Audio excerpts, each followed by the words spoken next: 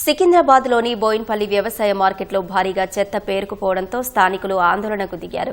కొన్ని రోజులుగా మార్కెట్లో వ్యర్థాలను ఎక్కడికక్కడే వదిలేయడంతో భారీగా చెత్త పేరుకొని దుర్వాసన వస్తోందని స్థానికులు తెలిపారు.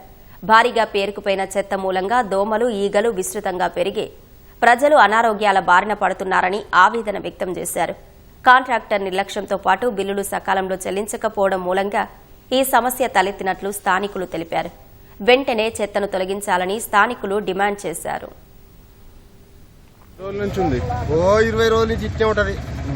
మొత్తం ఉడవరు, దోమలు, ఈగలు, రోగాలు, మలేరియా, టైఫాయిడ్ వస్తున్నది. అమాలు మొత్తం వస్తలేరు. బీదర్లో వచ్చేవారు కూడా కొంచెం బిజినెస్ కూడా జరుగుతలేదు ఇక్కడ చెత్త చేపట్టి కూడా.